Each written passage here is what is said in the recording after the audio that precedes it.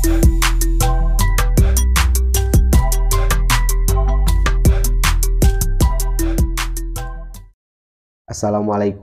warahmatullahi wabarakatuh. Halo semua para pemirsa sekalian, berjumpa kembali dengan saya Muhammad Sibromulis.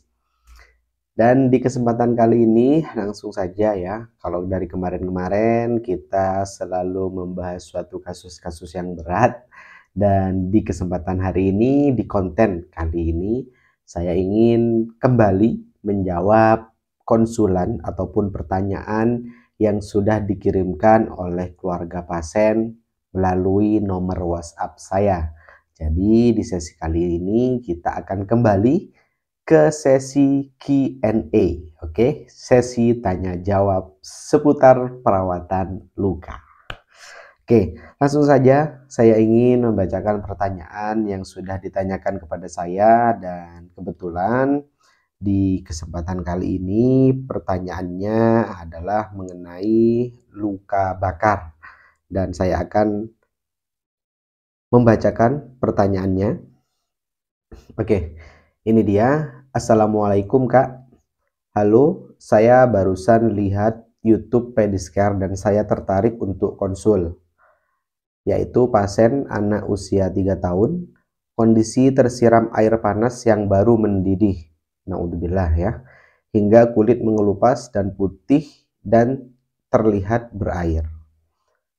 Sudah ke UGD disarankan untuk kompres dengan air sejuk 3 kali sehari selama 5 menit, lalu dioles salep bioplasenton. Pertanyaan saya, apakah lukanya harus ditutup?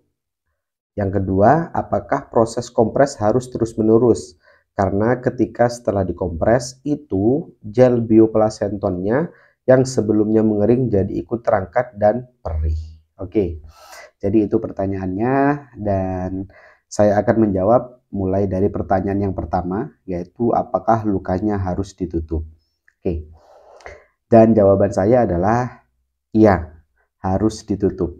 Kenapa? Karena saat terjadi trauma pada kulit itu akhirnya membuat jaringannya terbuka. Nah, untuk mengganti fungsi kulit yang rusak, maka memang logikanya harus digantikan dengan dressing ya, untuk menggantikan fungsi kulit tadi. Harapannya luka tadi yang kita tutup dapat terlindungi dengan adanya dressing ya. Jadi kita tutup untuk mencegah kontaminasi, untuk mencegah kotoran, ataupun mencegah trauma dari faktor luar. Mungkin kesenggol, kegesek, ya akhirnya apa? Akhirnya menimbulkan luka kembali. Oke, selanjutnya adalah pertanyaannya tentang apakah proses kompres harus terus-menerus. Nah, ini dia yang perlu saya luruskan ya. Jadi Bapak Ibu para pemirsa sekalian, untuk proses perawatan luka bakar memang disarankan untuk mengirigasinya untuk agak lebih lama. Kenapa? Karena nantinya untuk mengurangi rasa panas yang diakibatkan oleh luka bakar tadi ya, dikarenakan air yang mendidih tadi. Disarankan memang dialiri ataupun diirigasi agak lama ataupun dikompres agak lama. Nah, saran saya memang untuk pencuciannya ya dialiri dengan NS dulu, tidak apa-apa. Lalu dilanjutkan dengan kompres antiseptik ya. Gak apa-apa, kompresnya sekitar 5-10 menit ya, untuk memberikan efek dingin dan juga memaksimalkan membunuh bakteri yang ada pada jaringan lukanya. Oke, selanjutnya adalah pemberian topikal ya. Kalau memang ada jaringan mati, tidak usah dipaksakan, jadi langsung saja diberikan salep. Nah, untuk salep ini silakan cari salep yang kandungannya adalah hidrogel.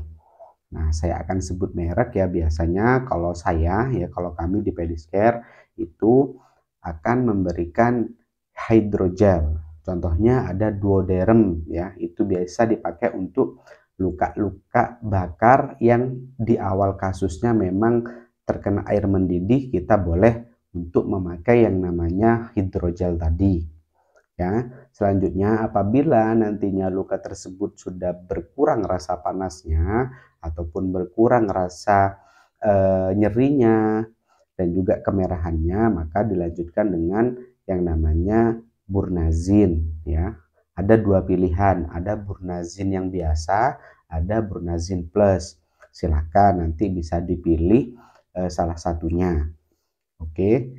Nah, kondisinya apabila ada jaringan mati ya, jadi kita boleh untuk mencampurnya salep tadi. Memang sih kalau untuk para pemirsa sekalian, kalau belum ada pengalaman tidak disarankan untuk mencampur salep. Tapi kalau saya pribadi biasanya saya akan mix ya antara hidrogel tadi dengan metcovazin. Untuk apa? Untuk memberikan efek autolisis dan juga efek dingin dari hidrogelnya tadi. Oke, selanjutnya untuk secondary dressingnya saran saya tidak memakai kasa. Kenapa? Biasanya kalau pakai kasa akan terjadi perlengketan, dan untuk mencegah itu saran saya memakai gantinya yaitu melolin ya. Kemarin sudah saya buatkan videonya tentang melolin. Nah, setelah itu ditutup rapat ya.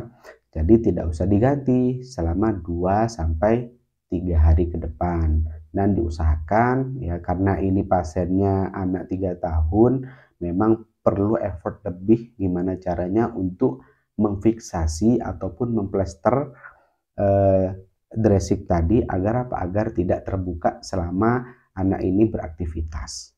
Seperti itu. Saran saya memang memakai plester-plester yang kuat. Contohnya ada Hipavik. Itu sudah cukup untuk memplester dressing ataupun melolin yang menempel pada jaringan lukanya. Seperti itu.